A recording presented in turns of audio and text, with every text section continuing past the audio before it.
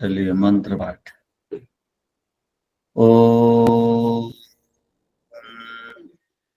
सहनावतु सहनौ भुनक्तु सह वीर्यं करवावहै तेजस्विनावधीतमस्तु मा विद्विषावहै। ओम शांति शांति शांति।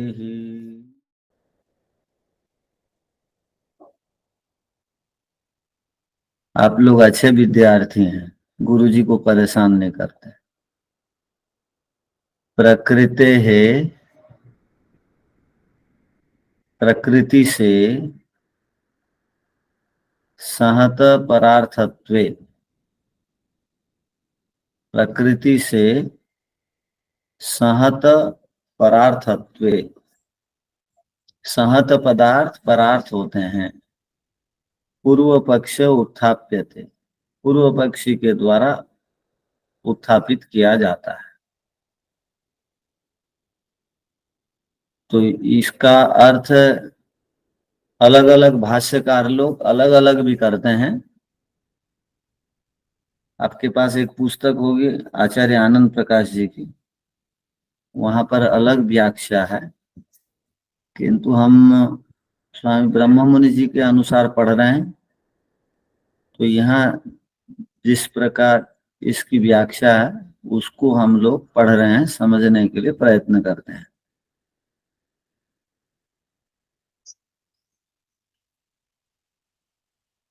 तो समान प्रकृतिर्दयो हो, तो मूल बात इसकी ये हुई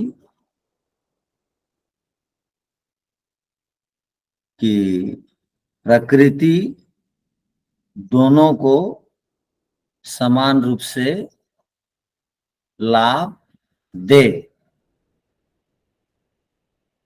ऐसी कामना पूर्व पक्षी की ओर से है। अर्थात जो जीवन मुक्त हैं उनको भी, जो बद्ध हैं उनको प्रकृति से समान लाभ मिलना चाहिए। जीवन मुक्त अर्थात मुक्तात्मा है, जो संसार में रह करके भी ईश्वर की व्यवस्था में जो मुक्ति का सुख बिना शरीर के भोग रहे हैं उनको भी मुक्तात्मा बोलते हैं। और जो शरीरधारी हैं, मुक्ति का सुख को ले चुके हैं और सशरीर अभी जीवन मुक्त अवस्था में हैं, अर्थात अविद्या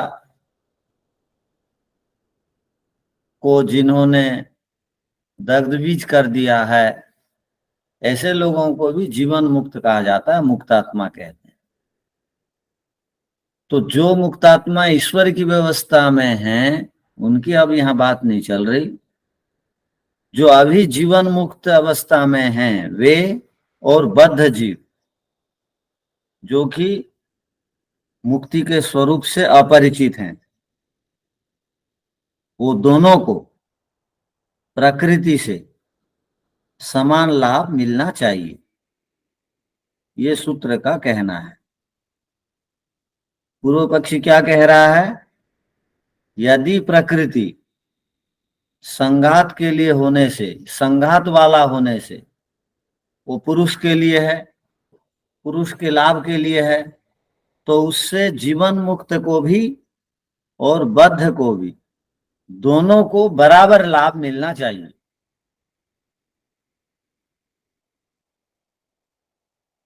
ये पूर्व पक्ष की ओर से कहना है। एक होता है वादी, एक होता है प्रतिवादी। प्रतिवादी वादी को कहते हैं दोनों को लाभ मिलना चाहिए। दोनों में से एक पक्ष कहता है कि आप ही कह रहे हो, सिद्धांती को पूर्व पक्ष की ओर से कहा जाता है, आप ही अभी पिछले सूत्रों में कहा था कि प्रकृति संघात है। अब संघात का भोग, संघात का भोग अपने लिए नहीं होता, अर्थात संघात पदार्थ स्वयं भोग्य हैं, भोक्ता नहीं है। ये भोक्ता नहीं है तो स्वयं के लिए नहीं है संघात पदार्थ, और संघात दूसरों के लिए होता है। और जो जो पदार्थ संघात हैं वो अपने लिए नहीं है।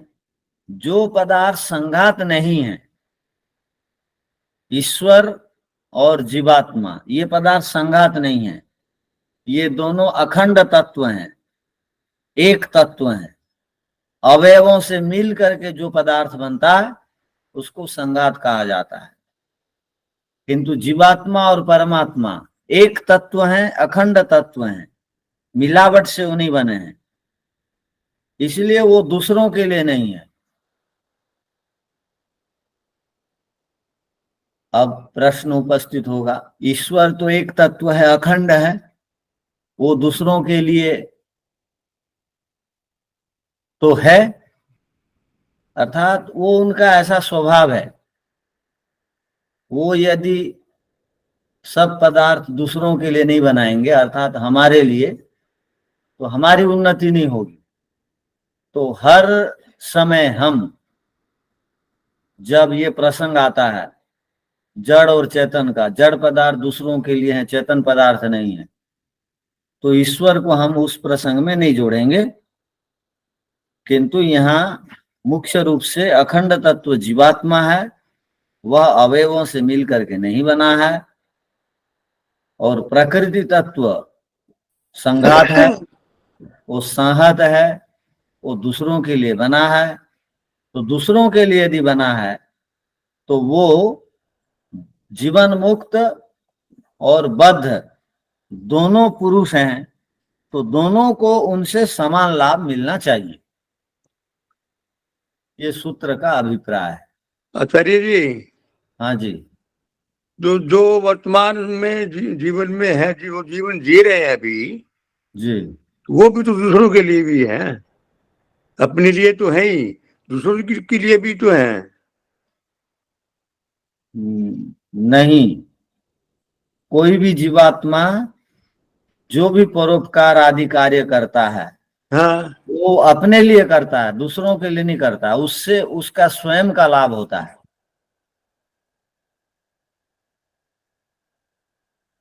आप तो कुछ भी करेंगे ना, हाँ, उससे आप ही का लाभ होगा, दूसरों का कुछ नहीं होगा। दूसरों का कैसे नहीं होगा, हो रहा है। दूसरों को सुख मिलेगा, उनका पुण्य नहीं बढ़ेगा, उनका पुण्य कम हो जाएगा।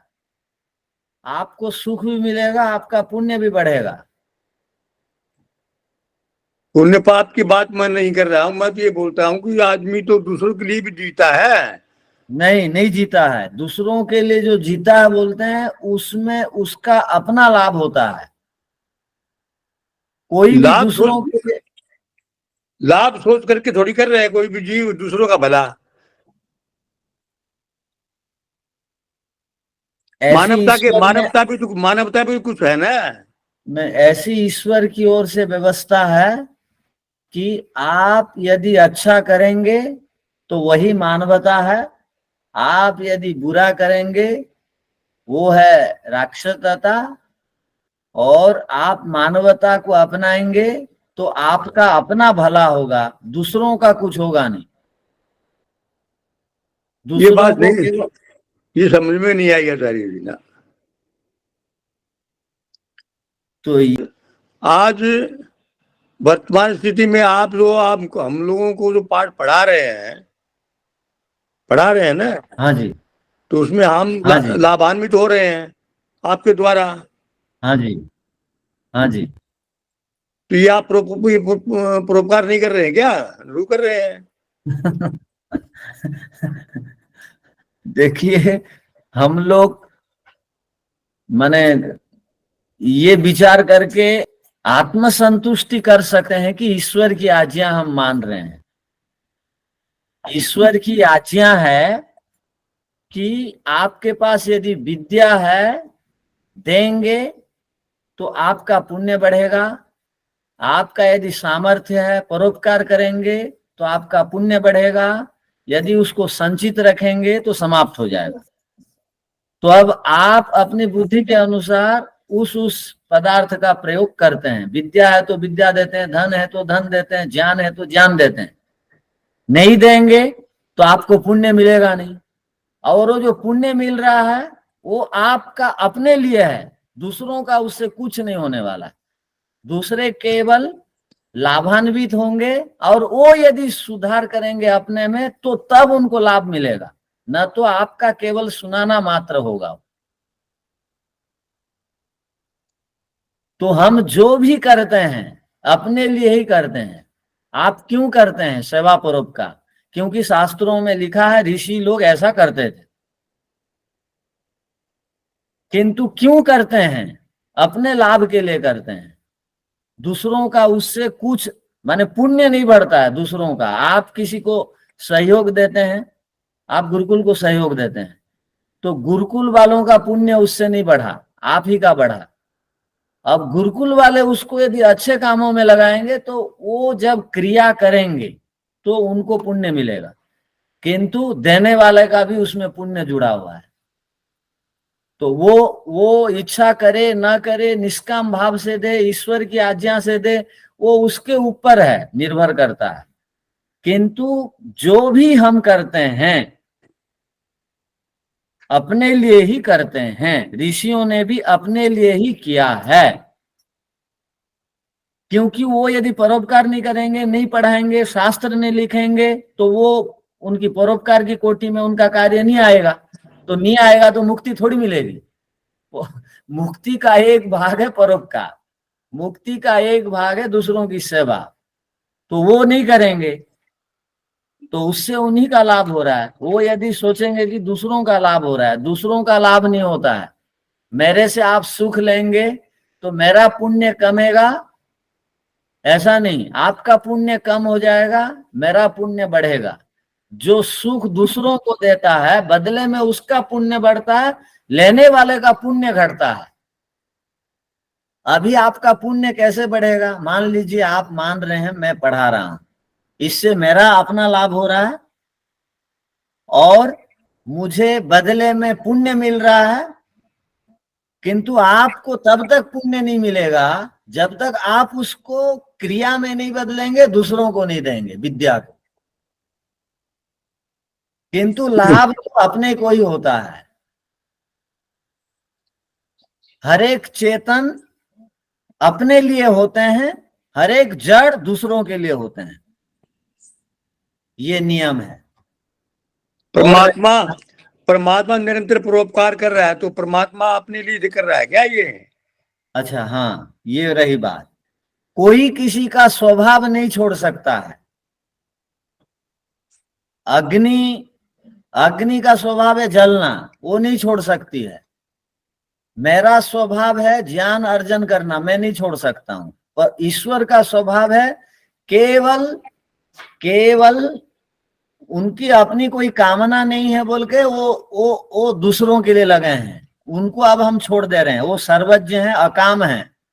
किंतु हम जीवात्माओं की बात चल रही है, ऋषियों की बात चल रही है। हम जो भी कुछ करते हैं अपने लिए करते हैं, दूसरों के लिए नहीं करते। क्यों ऐसा हमको लग रहा है? यही बात नहीं लग रही है क्योंकि हम बार बार यही विषय पढ़ते हैं, दूसरों के लिए हम कर रहे हैं, दूसरों के लिए करना चाहिए। ये लेखकों ने पुस्तकों में ये बात लिख रखा। तो जब जीवन मुक्त जो है, जब हम जीवन मुक्त बन जाते हैं तब कहा जाएगा मैं दूसरों के लिए कर रहा हूं। हाँ, इस प्रसंग में ये बात ध्यान रखिए। जब हम जीवन मुक्त हो जाएंगे तो केवल दूसरों के लिए करेंगे। जीवन मुक्त का अपने लिए और कुछ नहीं होता है। जब तक जीवन मुक्त हम नहीं बन जाएंगे, हम चेतन जीवात्मा, तब तक हम केवल अपने लिए कर रहे होते हैं। तो जीवन मुक्त होने के बाद क्या कर सकता है वो दूसरों के लिए? हाँ, ये रही बात। जीवन मुक्त हो गया एक आदमी, युवावस्था से जीवन मुक्त हो गया। जीवन मुक्त का अर्थ ईश्वर साक्षात्कार कर लिया। हाँ, वो यदि खाएगा पिएगा जो भी कुछ करेगा वो तो ईश्वर का साक्षात्कार कर लिया। हाँ, उसके में ये और सब जुड़ेंगे नहीं। वो जो भी कर रहा है वो दूसरों का भला ही करता है। खाता भी है वो इसलिए जी रहा है क्योंकि ईश्वर का आदेश है, भोजन करने से जीवन मिलेगा, जीवन बढ़ता है। और जीवन बढ़ेगा तो उसको तो मुक्ति मिल चुकी है ऑलरेडी। उसके लिए उसका सकाम कर्म तो खत्म हो चुके हैं, अविद्या दग्ध भी हो चुकी है। तो उसके लिए और कुछ नहीं है, केवल वो जो भी कुछ करता है दूसरों के लिए करता है। क्या करेगा दूसरों को लिए? जैसे अब वो समाधि सिखाएगा, आओ बैठो समाधि लगाते हैं बोलेगा, ध्यान सिखाएगा, शास्त्र लिखेगा, यदि भाषण भी देगा, वो सब दूसरों के लिए कहलाएगा, क्योंकि वो जीवन मुक्त है, वो पा चुका है जो पाना था। वो अपने लिए नहीं करता। ईश्वर और जीवन मुक्त अपने लिए नहीं करते, बाकी सारे जीवात्मागण अपने लिए ही करते हैं जब तक जीवन मुक्त नहीं हो जाते।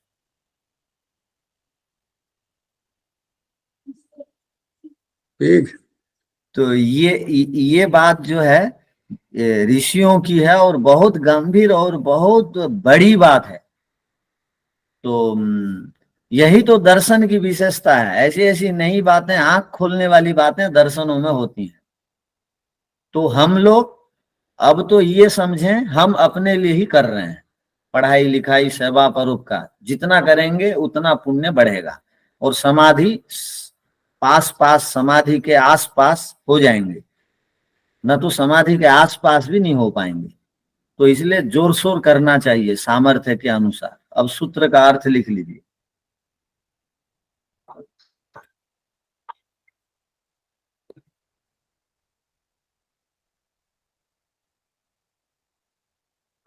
इससे पहले के सूत्रों में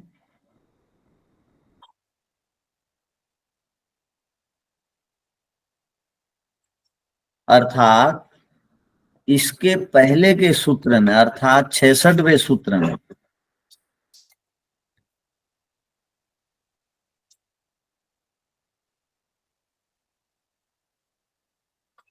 प्रकृति को संघात कहा गया है।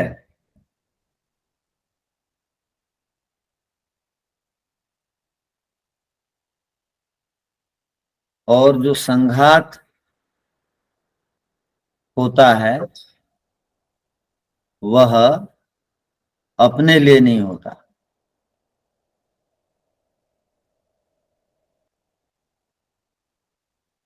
संघात दूसरों के लिए होता है। अर्थात संघात पदार्थ दूसरों के लिए होता है।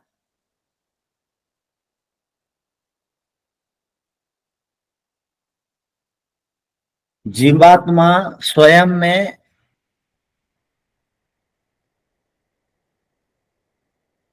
निरवयवी है।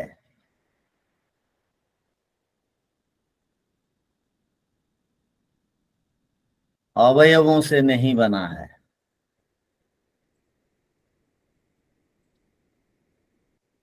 वह अखंड तत्व है।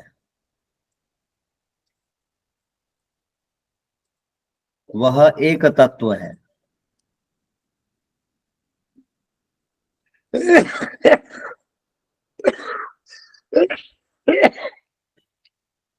वह एक तत्व है।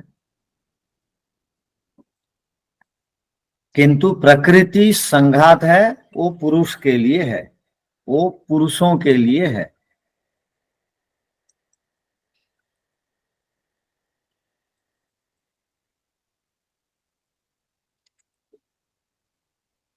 सिद्धांति के इस प्रकार कथन को सुनकर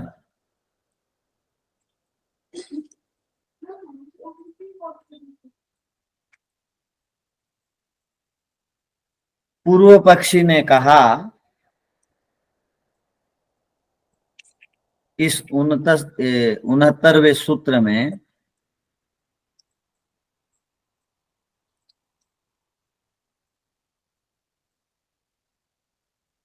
यदि प्रकृति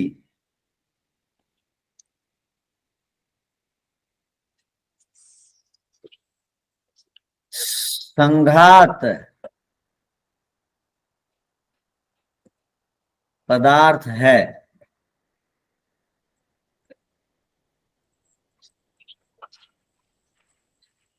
और वह पुरुषों के लिए, पुरुषों के लाभ के लिए है,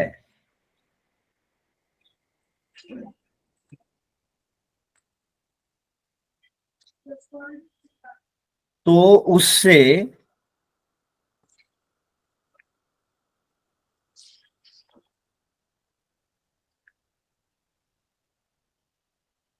जीवन मुक्तों को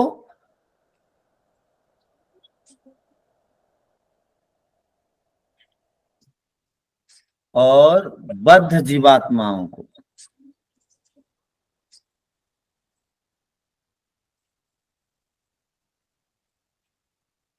दोनों को समान बराबर समान या बराबर लाभ मिलना चाहिए।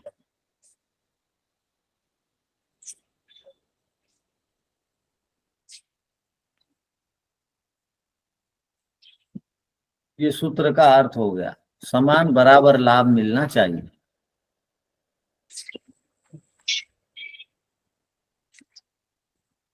तो इस प्रसंग में आपने सुना कि जो प्रकृति से बनने वाले पदार्थ हैं या प्रकृति हैं वो दूसरों के लिए है। जीवात्मा संघात नहीं है इसलिए अपने लिए है, किंतु जीवात्मा का जो शरीर है वो दूसरों के लिए है। कैसे? आप बोलेंगे कैसे?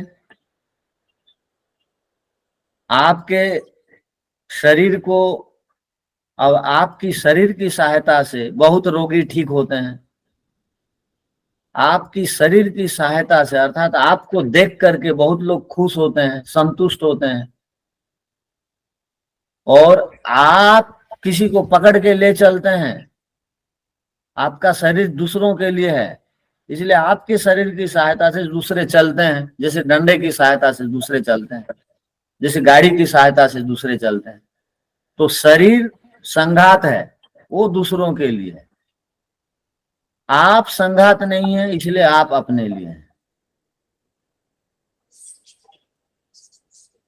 जैसे बिस्तर अपने लिए नहीं है, शरीर अपने लिए नहीं है, दूसरों के लिए है। इसलिए शरीर के द्वारा हम जितना दूसरों के लिए करेंगे सहयोग, उतना आत्मा ऊपर चढ़ेगा, न तो नीचे उतरेगा।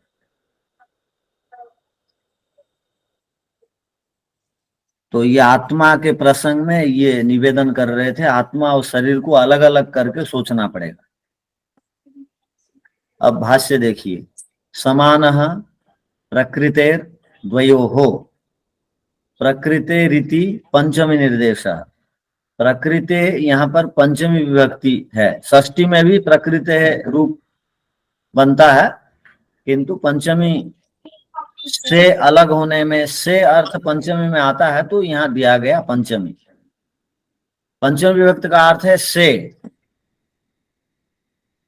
तो प्रकृति सकाशात का अर्थ हो गया प्रकृति से, प्रकृति से, प्रकृति के पास से, सकाशात माने। द्वयो हो, दो, मुक्त बद्धयो हो, ये जो मुक्तात्मा और बद्धात्मा, पुरुषयो हो, पुरुषों को, समानो अर्थ लाभ हो, समान रूप से अर्थ लाभ अस्ति हो, प्राप्त होना चाहिए।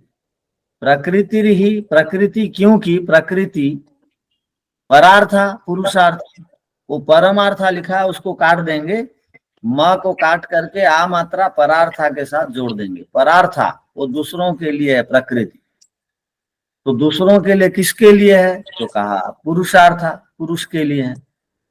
तच्च इदम उक्तम एव अनंतर सूत्रे, ये तो पिछले, अनंतर माने पिछले 66वें सूत्र में बताया गया था, सहत परार्थत्वात् पुरुषस्य। अनंतर माने पीछे के सूत्र में। तथैव योग दर्शन है, अपनी योग दर्शन में भी कहा गया है परार्थम सहत कारित्वात्, जो भी सम्मिलित रूप से बनता है या सतोगुण रजोगुण तमोगुण से बनने वाले जितने भी पदार्थ हैं वो कारित्वात् हैं, वो परार्थम अर्थात दूसरों के लिए हैं।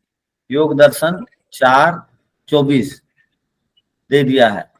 तो आपको दो प्रमाण मिल गए, परार्थम सहत कारित्वात्, सहत परार्थत्वात् पुरुषस्य। दो प्रमाण आपके पास हैं और ऋषियों के प्रमाण हैं, इसलिए हम कह सकते हैं जीवात्मा अपने लिए और प्रकृति से बनने वाले पदार्थ दूसरों के। तेन समान अर्थ, उनसे, उस प्रकृति के द्वारा समान अर्थ माने लाभ सिद्धेत मिलना चाहिए।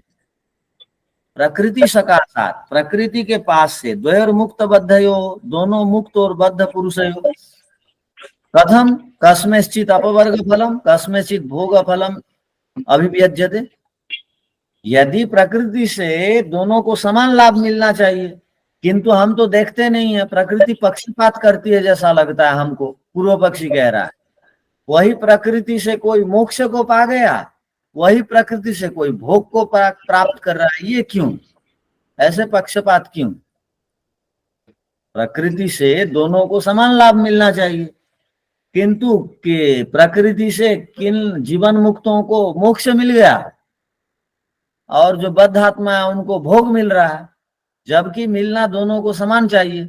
यहां तक सूत्र का अर्थ है। बाकी दूसरे भाष्यों ने इसका अर्थ को गड़बड़ किया है, वो बता रहे हैं। पहले ही आपको बता दिए थे। आचार्य आनंद प्रकाश जी का भी अलग अर्थ है, किंतु गड़बड़ हम नहीं बोल रहे हैं। किंतु यहाँ जो है वादी प्रतिवादी नो विज्ञान भिक्षु भाष्य में इसका कुछ वादी प्रतिवादी अर्थ निकाला गया है, और अनिरुद्ध वृत्ति भाष्य में भी इसका अर्थ अलग बताया गया, ये बताना चाह रहे हैं। तो सूत्र का अर्थ हो गया। और किसी को कुछ पूछना है इस सूत्र से संबंधित? नहीं, तो आगे पढ़ते हैं। अब आगे देखिए, समाधत्ते, अब समाधान करते हैं। जहां भी शंका अगर उत्पन्न हुई तो उसका समाधान होना चाहिए। सिद्धांती जो पूर्व पक्षी एक बना हुआ है, एक सिद्धांती है, तो सिद्धांती जो है पूर्व पक्ष की ओर से जो ये बात बताई गई या शंका खड़ी की गई, उसका समाधान करना उनके लिए जरूरी है। यही शास्त्रार्थ है। शास्त्रार्थ में बहुत सारी बातें आती हैं, और शास्त्रार्थ करने वालों को ज्ञान विज्ञान प्राप्त करने के उपरांत ही वो कुछ समाधान देगा, न तो वो गलत निर्णय सुना देगा तो विपक्ष लोग वेद में ये बात लिखी है मान के चले जाएंगे। हम वेद के लोग हैं, ऐसे लोग मानते हैं। हम किसी से यदि कुछ बात करते हैं तो हम जो भी बात करते हैं उन लोग क्या सोचेंगे? हम जो भी बोलते हैं वो सोचेंगे वेद और दर्शन में यही बात लिखी है, इसलिए ये बोल रहे हैं, क्योंकि ये वेद को मानने वाले हैं।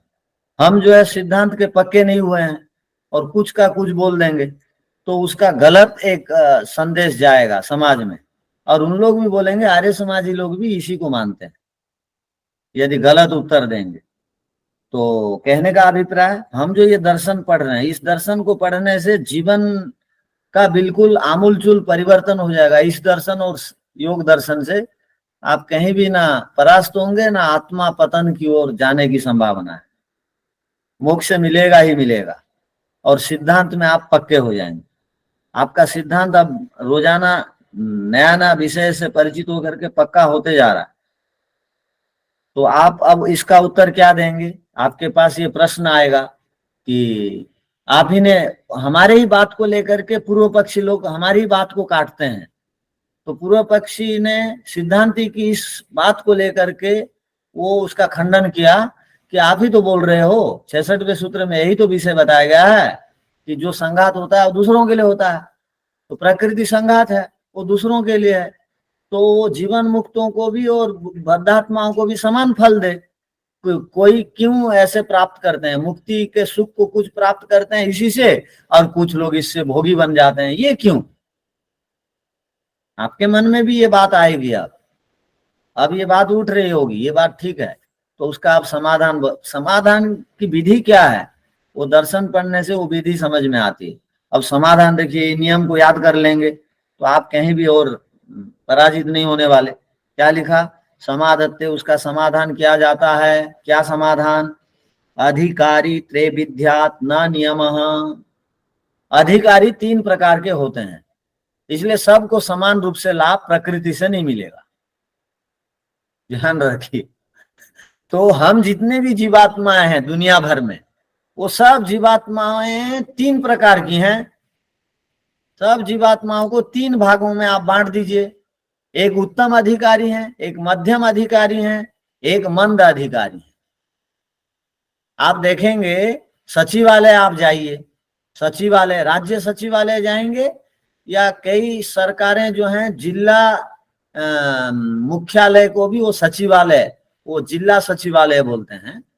तो आप देखेंगे कि एक साथ सब अधिकारी बैठते हैं और अलग अलग योग्यता वाले अधिकारी बैठते हैं, उनके फिर स्टेनो होते हैं, उनके व्यक्तिगत सचिव होते हैं और उनके पीए होते हैं और उनके काम करने वाले चपरासी होते हैं और गेट जगने वाले होते हैं। देखिए एक ही ऑफिस में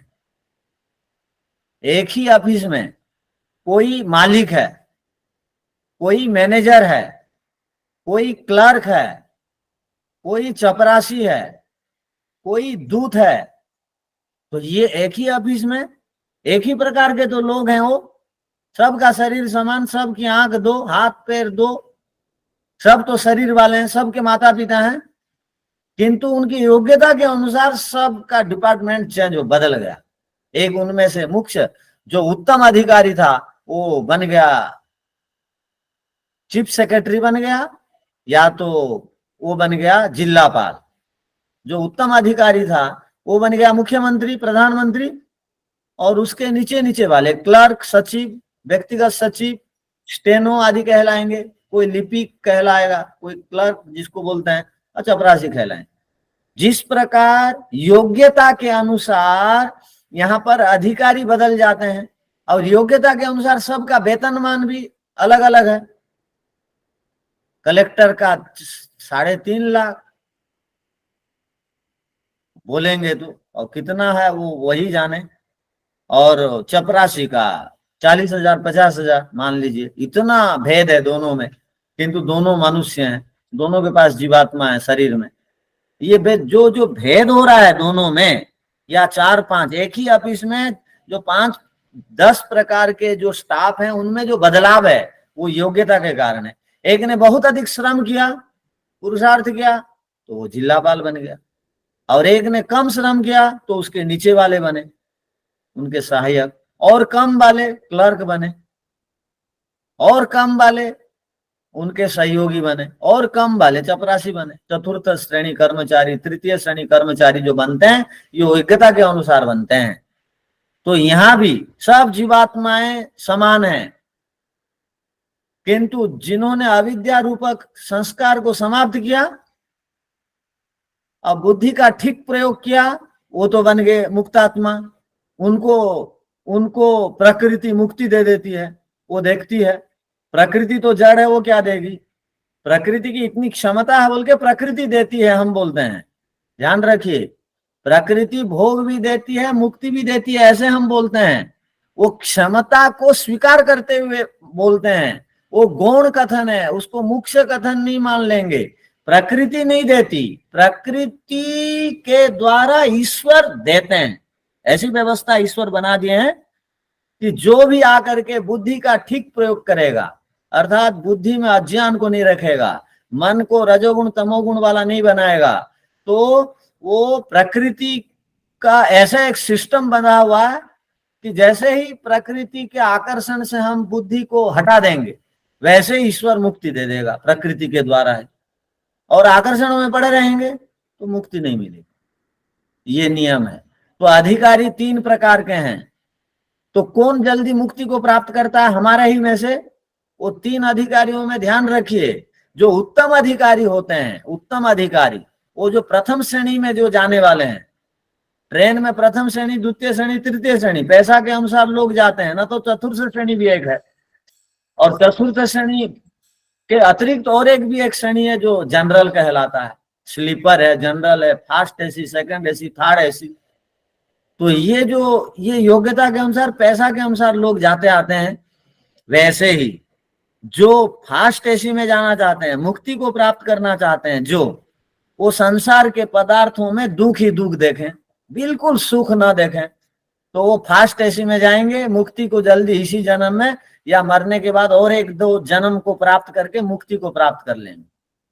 यदि अभी शरीर को और प्रकृति से बनने वाले पदार्थों में वो यदि दुख देखेंगे, केवल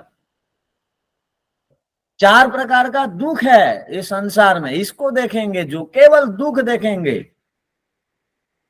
वो तो मुक्ति को जल्दी प्राप्त कर लेंगे, इस जन्म में करेंगे या एक दो जन्म और लगेगा, उसके बाद मुक्ति प्राप्त कर लेंगे। और मध्यम अधिकारी कौन है? जो सुख भी लेते हैं संसार से और कुछ वस्तुओं में दुख देखते हैं। अर्थात वो किस प्रकार के हैं? सुख और दुख वाले। आप देखेंगे प्रथम श्रेणी के जो अधिकारी है ना, वो संसार के पदार्थों में केवल दुख ही दुख देखते हैं, और पदार्थों के रहते हुए भी, ध्यान रखिए, पदार्थों के रहते हुए भी, कईयों के पास पदार्थ नहीं रहते हैं, वो बोलते हैं मैं बड़ा त्यागी हूं, मैंने जो है ना संकल्प ले लिया है कि मैं कीमती वस्त्र नहीं पहनूंगा। पता हम लोगों ने किया, भाई आपकी इच्छा नहीं है क्या कीमती वस्त्र पहने? है जी, किंतु मेरा सामर्थ्य है क्या, मेरे पास पैसा नहीं है। ऐसा जो बोलते वो बैरागी नहीं। जिनके पास हर प्रकार से सामर्थ्य है किंतु त्याग कर रखा है, उसको कहते हैं बैरागी। ध्यान रखिए, प्राप्तानाम सर्व कामानाम परित्यागो विशिष्यते। सब कामनाएं एक के पास उपलब्ध है। जिस प्रकार नचिकेता के पास यम जी सारी दुर्लभ पदार्थों को, वस्तुओं को दे रखे हैं, ये ले जा, वो ले जा, ये ले जा, वो ले जा, वो बोल रहे हैं ये नहीं लूंगा, वो नहीं लूंगा। भाई क्यों नहीं लोगे? तो नचिकेता कहता है इसलिए नहीं लूंगा कि इसमें दुख है, इसमें पुनर्जन्म है, दोबारा मर के पैदा होना पड़ेगा। आपको प्राप्त कर लूंगा तो दोबारा मरूंगा नहीं, पैदा भी नहीं होगा, मुक्ति को प्राप्त कर लूंगा। तो ईश्वर सब हमको दिखा रखे हैं, वो ईश्वर यम है, हम सब नचिकेता है। जो अल्पज्ञ नचिकेता है वो फंस जाता है। तो जिसके पास सब साधन है किंतु राग नहीं है वस्तुओं के प्रति, वो सब पदार्थों में देखता है दुख, तो वो तो उत्तम अधिकारी, एक दो जन्म में प्राप्त कर लेगा मुक्ति। और मध्यम स्तर वाला जो है वो कुछों को त्याग करता है, कुछों को नहीं करता है। कुछ पदार्थों वो सुख भी लेता है, वो क्या बोलता है, मैं दूसरे स्त्रियों के प्रति आसक्ति नहीं रखूंगा, किंतु अपने स्त्री के प्रति आसक्त है। दूसरे बच्चे कितने भी सुंदर हो जाएं, उनसे मेरा कोई लेना देना नहीं, मेरा लड़का तो सब कुछ है। तो ये मध्यम स्तर वाले हैं। ये इनको 50-60 जन्म लेना पड़ेगा मुक्ति के लिए, मध्यम स्तर वालों को। अब प्रथम स्तर वालों को 2, 3, 4। और जो संसार में आकर के ये बाह्य पदार्थों, ये यही मजा है, खाना पीना मौज मजलिस, घरे जीवन मिला है, शराब नहीं पियोगे, जीवन मिला है, अंडा नहीं खाओगे, जीवन मिला है, 5 स्टार होटल में नहीं रहोगे, जीवन मिला है, वो उसका भोग नहीं करोगे, इसका भोग नहीं करोगे, उसी में जो मजा देखता है ना, उसको कम से कम 1000 से लाख से करोड़ बार जन्म लेना पड़ेगा। वो मंद अधिकारी, मध्यम भी नहीं है। तो मंद अधिकारी को प्रकृति जो है देर में मोक्ष देगी, मध्यम अधिकारी को 50-100 जन्म के बाद, और उत्तम अधिकारी को तो 1-2 जन्म के बाद या इसी जन्म में मोक्ष दे दे। तो अधिकारी 3 प्रकार के होने से प्रकृति से सबको बराबर लाभ नहीं मिलेगा, ये कहना चाह रहे हैं ऋषि। प्रकृति ही से सबको बराबर लाभ नहीं मिलेगा। तो अब हम अपनी समीक्षा कर लें, आत्मनिरीक्षण कर लें, हम मध्यम हैं या मंद है या उत्तम है। तो ईश्वर की कृपा से उत्तम बन जाए, वो ईश्वर की कृपा होने से ही उत्तम बन सकता है आदमी। जिसको ईश्वर वरण करते हैं वही मुक्ति को प्राप्त करता है। तो हम लोग सब पदार्थों में 4 प्रकार का दुख मिला हुआ है, इसको देखें, माने नाराज होकर के नहीं, दुखी होकर के नहीं।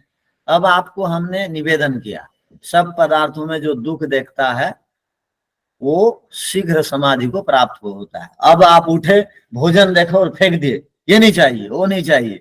स्वामी श्रद्धानंद जी जब संकल्प ले लिए मांस मछली नहीं खाने की बात की, तब वो प्लेट में जो है मित्रों के साथ उनको वो वही सब परोसा गया एक साथ, तो वो बड़े दुखी होकर के प्लेट तोड़ने तक पटके। तो वैसे हमको नहीं बनना है, दुखी होकर के छोड़ना नहीं है, खुशी खुशी छोड़ना है। उसमें जो है वो मीठा जहर है, वो हिरण्यमय पात्र है, ऐसा सोच करके बिल्कुल मन में बड़ी शांति से ये बात को बैठा करके यदि पदार्थों का त्याग करेंगे, जीवन में नहीं मिला, मैंने छोड़ रखा है बोलेंगे तो भी वैराग्य नहीं होगा। मिलने के बाद आप में सामर्थ्य है, आप में बुद्धि है, आप में अंबानी बनने का सामर्थ्य है, किंतु बुद्धि होते हुए, सामर्थ्य होते हुए भी आप क्या सोच रहे हैं, ये सब पदार्थों के लिए मैं बुद्धि को लगाऊंगा और धन संग्रह में ही लगे रहूंगा, तो विद्या संग्रह कब करूंगा, ये सोच के आपने छोड़ दिया, तो आप मुक्ति के अधिकारी बन जाएंगे। आप में अंबानी का सामर्थ्य नहीं है, आप में बड़े आदमी बनने का सामर्थ्य नहीं है, आप बोले जा रहे हैं मैं छोड़ दिया छोड़ दिया छोड़ दिया, ऐसा नहीं। आप में सामर्थ्य है बुद्धि का, आप में सामर्थ्य है स्वास्थ्य का, आप में सामर्थ्य है धन का, तो भी आप त्याग कर रहे हैं, तो आप जल्दी मुक्ति को प्राप्त करेंगे। तो भी आप मन से उन वस्तुओं में आपका राग नहीं है। ईश्वर की कृपा से ये सब साधन मैंने बुद्धि को लगाया, शक्ति का विनियोग किया, तो ये सब साधन मिले। अब जितनी जरूरत है प्रयोग करूंगा, बाकी तो ईश्वर का है ही, बाकी तो राष्ट्र का है ही। इस प्रकार की भावना से यदि हम उन पदार्थों का सेवन करेंगे तो उत्तम अधिकारी बन जाएंगे। इसलिए सूत्र क्या कह रहा है, अधिकारी त्रय विद्यात् न नियमः, अधिकारी तीन प्रकार के होने से समान नियम नहीं है, सब जीवात्माओं के लिए तीन प्रकार का नियम बनता है। तो आप देख लीजिए, जो भी संसार में मनोरंजन में ही लगे हुए हैं, संसार के पदार्थों में आपाद मस्तक डूबे हुए हैं,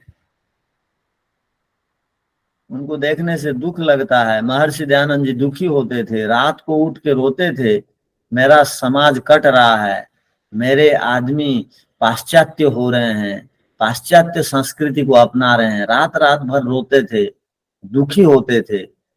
तो ये भावना हमारे अंदर भी आनी चाहिए। तो योगी लोग दूसरों के लिए जो जीते हैं, जीवन मुक्त लोग, इसलिए वो दुखी होते हैं। हम तो अतिशयोक्ति में लेखकों ने लिख दिया रोते थे आदि आदि, किंतु महर्षि दयानंद जी जीवन मुक्त थे, उनके पास ना राग था ना द्वेष था ना दुख था, द्वेष माने दुख नहीं था, वो सांसारिक विषयों को लेकर के रोते नहीं थे, रोते नहीं है योगी कभी भी, किंतु वो अपनी भावना को प्रकट करते हैं कि ऐसा नहीं होना चाहिए। तो ऋषि लोग जो उत्तम अधिकारी होते हैं, उनका जीवन ही होता है दूसरों के लिए, इसलिए वो लिखते बोलते केवल दूसरों के लिए, क्योंकि अपना भला उनका हो चुका है। तो अधिकारी तीन प्रकार के हैं, एक उत्तम अधिकारी, एक मध्य अधिकारी, एक मंद अधिकारी। तो हमको भी दूसरों को सांसारिक पदार्थों और भोगों में जो डूबे हुए हैं उनको देख करके, अपने यदि लोग हैं उनको समझाने के लिए प्रयत्न करना चाहिए। और वो मध्यम अधिकारी कैसे बनेंगे, हमको प्रयत्न करते रहना चाहिए। किंतु अपने आप उत्तम अधिकारी कैसे बनेंगे, इसके लिए तो यत पर नास्ति प्रयत्न करना चाहिए, इतना अधिक पुरुषार्थ करना चाहिए कि ईश्वर की कृपा इसी जन्म में प्राप्त हो, मोक्ष और समाधि रूपक कृपा ईश्वर की। तो ये सूत्र का विषय था। अब इसके विषय में और देखेंगे आगे। ओ शांति शांति शांति, सबको सादर नमस्ते।